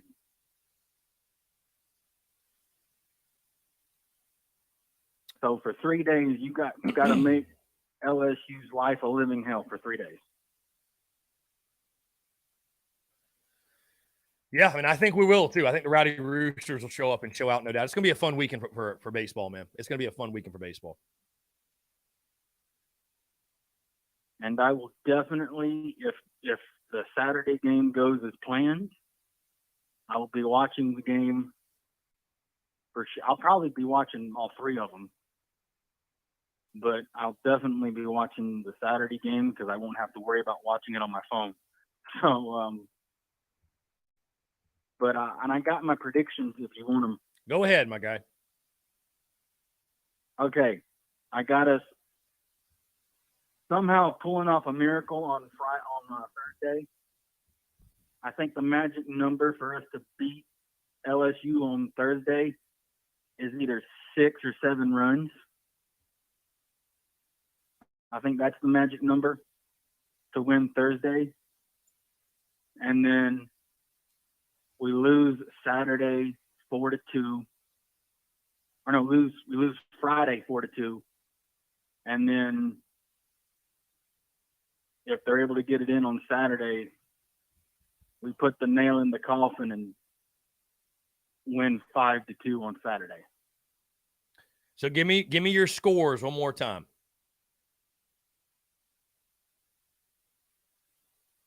7? No. We're going to need 6 or 7 runs on Thursday. So I got us winning 7 to dadgum. What was my score? I don't know. 7 is dadgum. Now you got me all tongue tied now, Chris. But that's okay. 7 to 7. Okay, so you got us taking 2 or 3. Got you. Beautiful. Yeah, I think LSU's too good at this point. They're playing too well right now in order for us to take the sweep. So I definitely think that we'll take 2 out of 3. But like I've always said, if you can somehow get the sweep, that's just icing on the cake. But we know what we're in for this weekend. We've been at the top. We've been the number 1 team in the country before. We know how hard it is to be number 1 and stay number 1. So, indeed. But I think we'll take 2 out of 3. I love it. Going to be a hell of a weekend, man.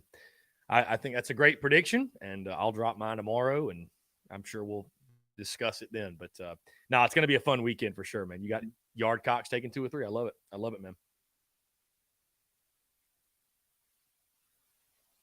I mean, until I see something otherwise, why not? You know, I mean, we're playing great baseball right now. If we win the game tomorrow, we've officially won more games than we did last year. That's a fact. So I mean, just go out there and take care of business, because at the end of the day, you still got to play the game. It doesn't matter what the name of the team is or what's by their name. It doesn't matter. At the end of the day, you still got to go play the game. No doubt. Robbie, now, just like whenever we play, yeah. No, go ahead. Go ahead. What? Just like whenever we played Alabama in 2010. Was I kind of concerned when we played Alabama in 2010 in football? Yes, I was kind of concerned because of their running backs, okay? Because I was like, okay, they're probably going to run all over us and freaking milk the clock like a damn cow and beat us by 14 or 15, okay? But we showed up that day and beat Alabama. So you still got to, that just shows you, like I said, you still got to go out there and play the game. So rankings don't mean squat unless you win. Yeah, I think we'll be ready. I think this team's ready. I think they're excited at the challenge, and we'll see what happens. So For sure. All right, buddy. I'm going to go ahead and get over here and watch the rest of the show. Robbie, I appreciate you, my friend. Always a blast. Thank you, buddy. Yeah, man. All right, bud. Take care. Have a good one. Great stuff from Robbie Davis, as always. Great stuff from Robbie Davis, as always. Guys, we'll keep it rolling. Just one break in the second hour here. 843-790-3377. That is 843-790-3377.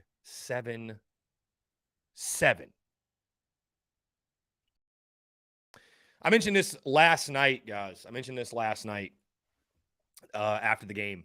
You know, when you, no matter the sport, when you talk about great teams, you talk about the it factor and having it. And I know we're just halfway through the season. We got a long way to go in SEC play. But when you look at this ball club, they have it. They have it. They have that character trait that I think you saw South Carolina possess, dare I say, back in 2010, 2011, 2012, right? Are those the most talented teams, the ones I just mentioned? Are those the most talented teams to ever take the diamond at South Carolina? I would argue probably not. You think about the 06 team, the 07 team, right, with Murderers Row, Smoke, Disher, Darnell Havens. You think about the early 2000s, led by Trey Dyson and you know, all those guys on those ball clubs, Jaron Peters, like, you know, the list goes on and on. You think about all those players. But 10 through 12, those teams, they had it.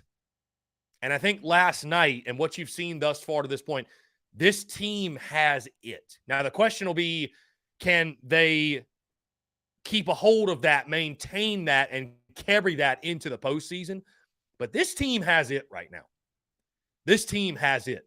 They've got that belief, that clutch gene, that belief, that win anyway. The win anyway mentality that's made Gamecocks baseball great for years and years and years on end.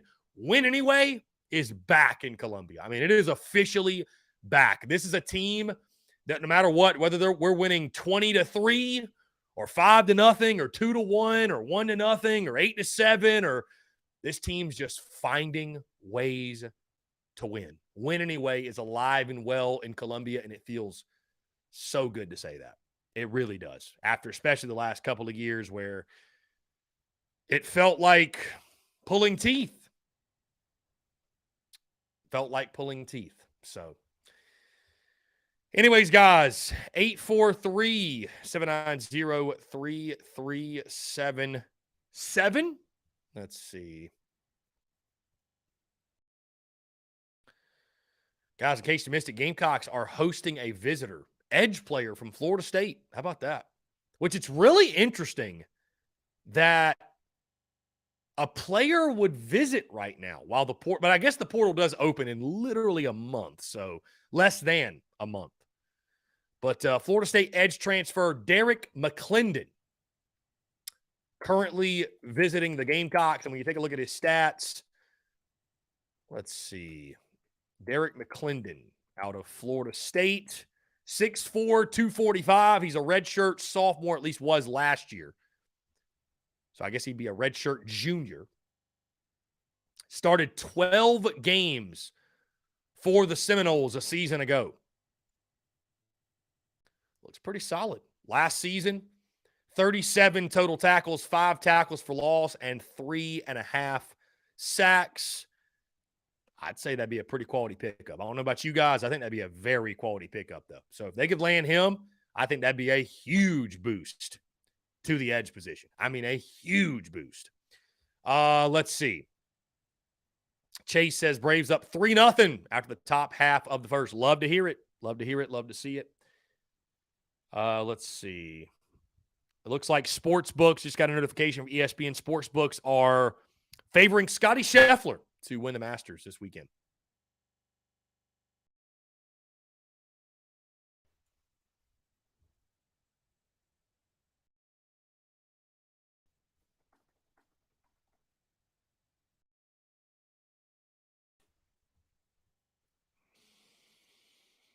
DGD, The Masters. Yes, sir. Yes, sir, my friend. Yeah. I love it, man. I'm a huge Masters guy. Love it. Huge golf guy in general, but nah, man, I love the Masters. Love the Masters, absolutely. So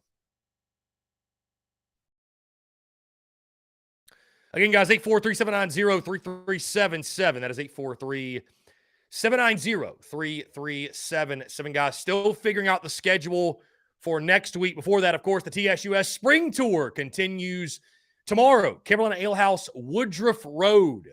Hope to see you guys out there. Gets going at 6 o'clock. Of course, the game against LSU is at 7. We will be streaming that one way or another. I might just have it on my laptop. I'm not exactly sure how we're going to do that. We may be able to get it on a TV or two out there, but either way, we are going to be at Carolina Ale House, Woodruff Road tomorrow. Guys, the Beamer Ball to the Moon Tour t-shirts will be for sale on site. We'll also have the Beamer Ball towels. We'll have the koozies, what have you. So really excited, looking forward to it as the tour continues. Our last stop in the upstate, probably for quite a while. Also, guys, I was going to say in regards to the schedule for next week, I'm still figuring things out because this time next week, yours truly going to be in beautiful Hilton Head, South Carolina for the week. I'll be down there Monday through Thursday, so I'm thinking probably, I know for sure, no TDC next Thursday.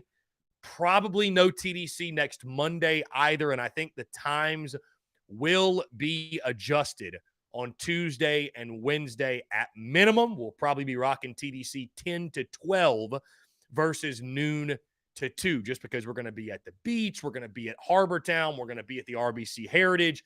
Going to be a big week for us, so looking forward to it. But it's always fun getting on the road, right? It's always fun getting on the road and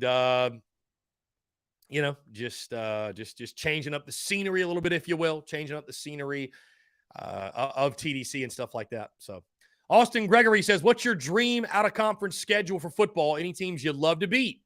Mine would be Clem Sucks, FSU, and Maryland. Austin, I'll say this. Are there any matchups I would like to see? I'm going to stick with that because I would not want to play Clem Sucks, FSU, and Maryland and play our SEC schedule. I don't want that all in the year. I just don't. I simply don't. I think fans think they want that, but then it's like when we go 6-6, and it's like, well, we could have went 8-4 had we scheduled 2 cupcakes. Like I have no problem with 3 built-in wins on the schedule. I really don't. I really don't. Like even the UNC game, would I love to beat UNC? Sure, but the SEC schedule is hard enough, and we've already got to play Clem Sucks. Like, why would you not want just 3 kick-in wins on your schedule? Like, am I the crazy one for that? Am I crazy for saying that? I don't want to make the schedule any harder. Like, people on the outside and folks make fun of SEC teams for scheduling cupcakes, this, that, whatever. But, like, you know what's cooler than having an hard out-of-conference schedule? You know what's cooler? Winning games. Having a bunch of wins at the end of the year. Like, that's cooler. You know, I hate Clem Sucks as much as anybody else out there. But people pick at them and make fun of their schedule. You know what's cooler than having a tough schedule? Winning a lot of games. I'd much rather have an easy schedule, guys. I don't want to have the hardest schedule in college football. I don't need it. We don't need it. The SEC schedule is tough enough. Schedule the cupcakes. I love it. Hey, open up with an Eastern Illinois. Schedule a Furman. Schedule a Georgia State. Give me the easy dubs. We don't need to prove anything in the out-of-conference. It's already hard. Why make it tougher? Is that a defeatist mentality? Is that a running for? No, but we already play Clem Sucks. To me, winning trumps all. So, I mean, and I'd say this to Jacob E. He says high-profile out-of-conference games at the beginning of the season are awesome. I think it's a big recruiting tool, sheds a lot of the light of the program. Are they still beneficial even if you lose? Would you say they're still beneficial? I guess in that scenario, then schedule somebody like in the top 10. Schedule somebody who it's worth, even if you lose, it's a positive. Is that possible? Is that possible? I don't know that it is. I don't know.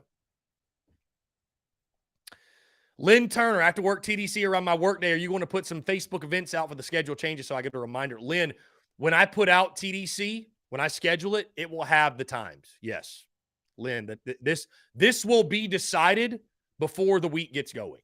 So, I mean, I can tell you for certain Tuesday, Wednesday, we're doing 10 to 12, 1,000%. Thursday, no TDC. Friday will be normal, noon to 2. So, yeah, I mean, that's set. The only day that's really up in the air is Monday. And I'm thinking most likely we will not have TDC just because I'll be traveling that day. So, yeah.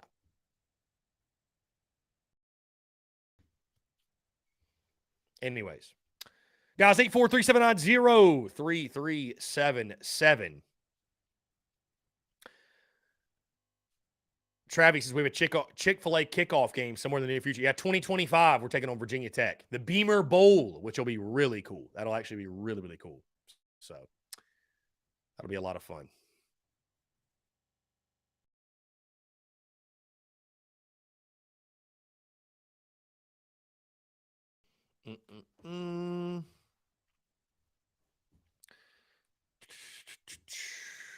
Really excited for the weekend, guys. Gamecocks, LSU.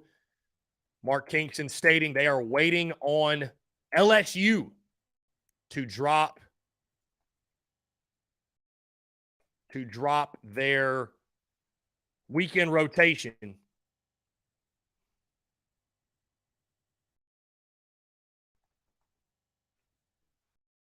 They are waiting on LSU to drop their rotation before they do anything. So I don't know if this is some gamesmanship type of deal or what the deal is.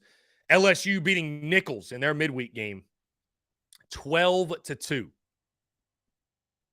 By the way, I think this is going to be a great series. I really do. We'll talk a lot more tomorrow. I mean, obviously my predictions will be public out there. I think it's going to be a great series. I really do. I think it's going to be a fantastic series. Back and forth. You know, I think it's going to be two of three, one way or the other. But, you know, as I was talking with Robbie Davis, there's a reason why I don't give keys to the game or keys to the weekend for baseball, because it's the same every weekend. Pitch well, play great defense, and timely hitting. And that'll be the case yet again this weekend. When you've got two quality teams, and as Mark Kingston said, hey, they're good, we're good, let's go play. I love that attitude from Mark Kingston and this entire ball club. It'll just come down to pure execution. South Carolina is good enough to beat LSU. And I echo what Mark said. South Carolina is good enough to be in Omaha this year. This team is good enough. We said, right, in the preseason, the pitching's there. The pitching's there. If this team can swing it, no reason why they can't be an Omaha club. Well, at this point, I think it's fair to say the hitting's good enough. Is it the best in college baseball? Yeah, probably not, but it's good enough. It's damn good enough with the pitching depth you have. It'll all just come down to execution. Are you playing your best baseball when it matters most? That's what's so tough to predict. And that's what makes baseball so much fun, the postseason such a blast, because there's a lot of really quality teams that are good enough to get to Omaha. But it's just all about, is it clicking when you most need it to? I mean, look at Tennessee last year. They were the best team in college baseball. They were the best team in college baseball. They didn't play their best when it mattered most. We've seen it before. Arkansas 2021, they were the best team in college baseball. They get beat by NC State in the Supers. Did not play their best when it matters most. That's been the difference between South Carolina's great teams, 10 through 12, where there's the best teams in college baseball. Were they the most talented? You could argue, probably not. They probably weren't. The clutch gene, though, win anyway. South Carolina baseball, what's made this program great is the Gamecocks find a way to play their best baseball when it matters most. And that's exactly what this season will come down to. Guys, we're going to jump into one final break. On the other side, I want to continue to hear from you, more your questions, comments, calls, and more. You're tuned in to the Daily Crow.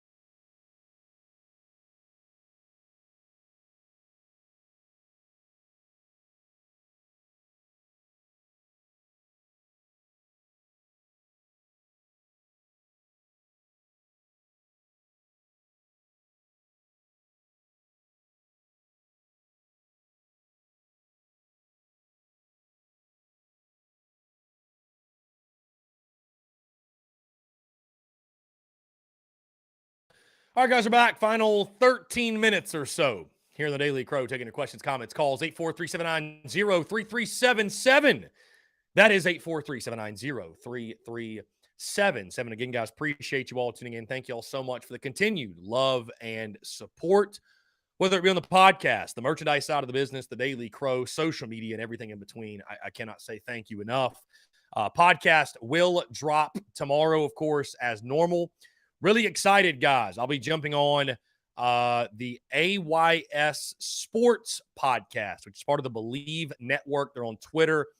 Blake Ruffino is the host, but they are a LSU podcast, and we will be talking South Carolina LSU this weekend. Chatting with them tonight. I would assume the podcast will probably drop tomorrow. So looking forward to jumping on that show, if you will, and going to be a lot of fun. So be sure to check that out tomorrow when it does drop. And really exciting stuff. Really, really exciting stuff for sure. It was very funny last night. Not many did, but it was very funny last night to watch social media sort of lose their collective shit. When we posted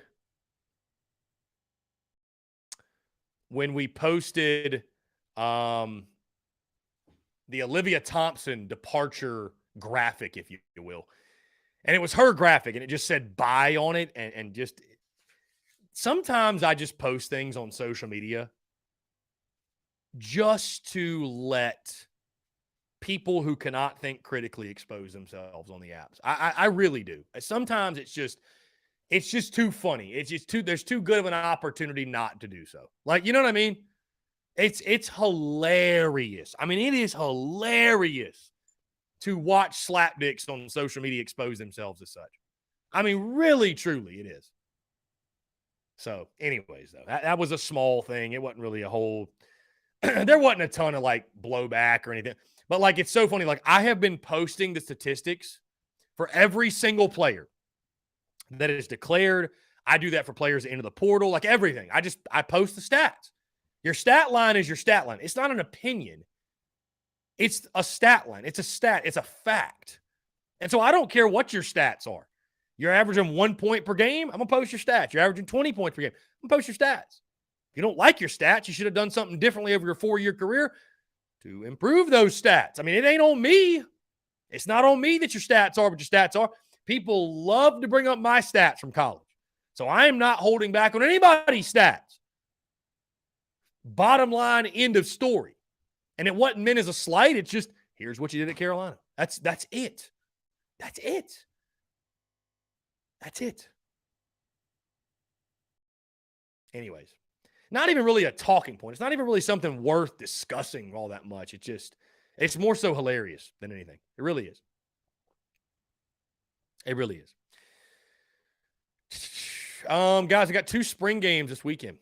Auburn and Vanderbilt taking a field. I think both those games will be quote unquote televised, if you will.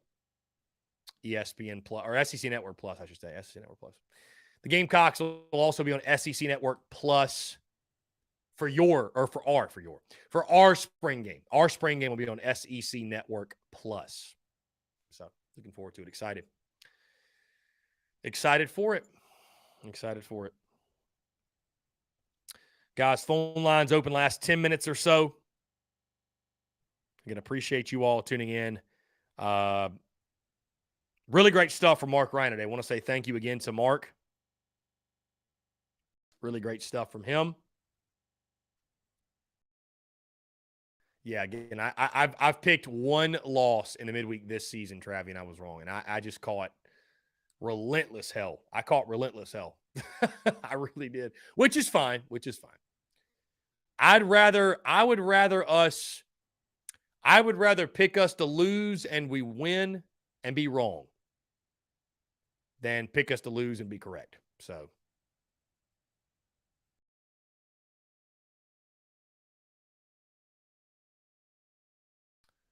let's see. Brad Crawford, our good friend Brad Crawford.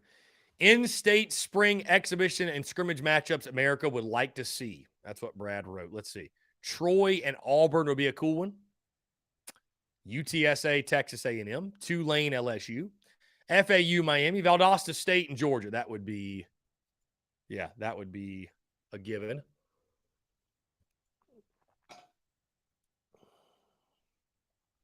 Wow.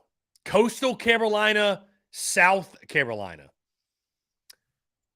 That would be that would be very interesting.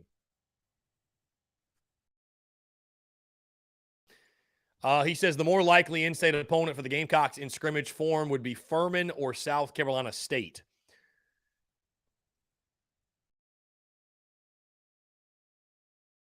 How about that? Coastal and South Carolina would be a wild scrimmage. That should be like just on the schedule. That should just be on the schedule. Bro, Coastal fans would treat that like it was the freaking Super Bowl. They would treat that like the Super Bowl, man. The question is, would these big schools want to put it on the line of potentially losing a game like that? Like, would it matter? Would they care?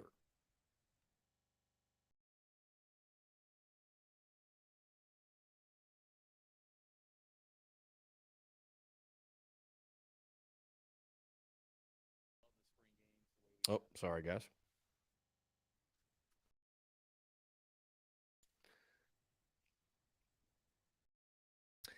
Frank said 150 days until football.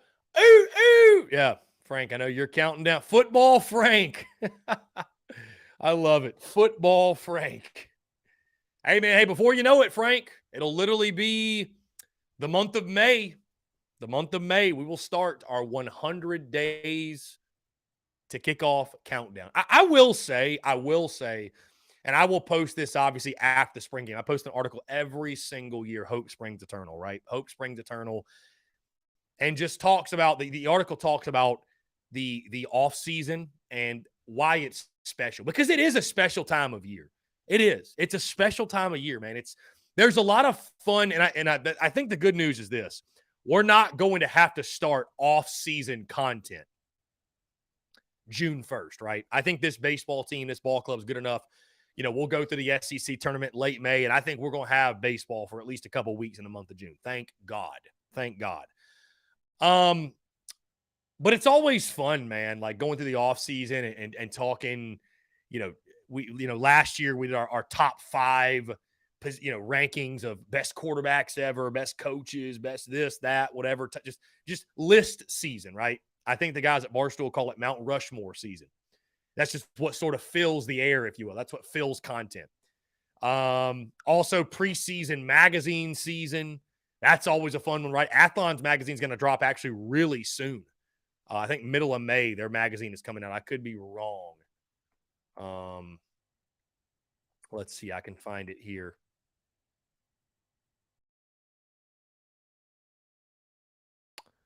Let's see. Where is the magazine? Where is this at? I want the date. Here it is. 2023 Athlon Magazine. Pre-order your copy today. Delivers late May 2023. So if you order it right now, it will deliver in late May. So that's when the magazines will begin to drop, if you will. What's you guys' favorite magazine? What's your favorite magazine? I got to be honest. And you know what? Maybe this is going to jeopardize. I don't know if I should say it. Like, I used to say Phil Steele's was my favorite, but I love what my dude at Pick Six Previews does. And I've got his first copy, if you will, of his hard copy magazine. But his magazine's incredible. I like Phil Steele's magazine. It just, to me, it almost feels like too much. Like, Phil Steele's magazine, and I understand why these guys do this, especially a guy like Phil Steele, because he is counting on being in the good graces of every single coach. He needs to call every single coach, chat with every single coach, And so I think his magazine serves great in the sense of it's probably the most accurate in regards to like depth charts and rosters and certain things because he's talking with all the coaches. I'm sure Athlon does the same, but he's talking with all the coaches. But a lot of his stuff is just like a regurgitation of in 2017, they did this. In 18, they did this. In 19, they did this. In 22, I had them projected to do this, and they did this. And like, it's just a regurgitation. It feels like filler. You know what I mean? It feels like filler. It's too much. It just feels like too much. I think for a college football nerd, I'll still, I don't know. I may get it. I may not. I may or may not get it. I don't know yet. Last year, somebody just sent me the link. They had gotten it. I don't know. I don't know. I do like Athlon. I love my guy Pick Six previews. I normally try to get them all, though. Man, I love it. I love it. It's yeah. It's a fun thing. Magazine season's fun, but the off season's a good time, man. It's the content is it's kind of a beautiful thing that we have to get so creative. Now, I will tell you this, guys. Will there be a week or two period where I will be taking more time off than normal? Potentially. I can't say for certain the answer is no. I've never really taken time off because I love what I do. So the answer might still be no. I don't know that I could take more than like a week. I love what I do too much. I love creating content. There's always something for the diehard to talk about. And we are all diehards here. So I feel like there's just always content to be made, man. I really do. I feel like there's always content to be made. So anyways, guys, excited for next week, talking spring game, diving into all of that. Going to be a lot of fun. Again, guys, I appreciate you guys today, all the love, support. Mark Ryan was fantastic today. Always brings the heat. Get this, guys, again, South Carolina. We talked about it, the recruiting budget or recruiting spending, if you will. Gamecocks. The Gamecocks spent $1.1 million. The number is $1,102,357 to be exact. That's what the Gamecocks spent on recruiting a year ago. Our good friend Brad Crawford points out Rutgers, Georgia Tech, Maryland, Missouri, and Arizona all spend more money than South Carolina on college football recruiting per USA Today, who dropped those figures. The 6 schools mentioned that he mentioned in that tweet, they've combined for 3 wins over top 15 opponents since the start of the 2021 season. The Gamecocks have all 3 of them. So, does the recruiting spend concern you at all? Is it something where that number needs to improve? Or is South Carolina outsmarting the competition by being more efficient in their spending and doing more with quote-unquote less, if you will? Something great to ponder as we get off the show today. Guys, again, we've hit 2 o'clock. Thank y'all so much for tuning in. Again, thank you to Mark Ryan. Appreciate you guys, the love and support across the board, whether it be on social media, the podcast, TDC, all that good stuff. Again, podcast will drop tomorrow. Stay tuned with that. TDC drops every single day. Podcast form, 3 o'clock. So be sure to go subscribe, rate, tune into the show every single day. Guys, again, thank y'all so much. Appreciate you all tuning in. Have a great rest of your Wednesday, and we will talk to you all tomorrow.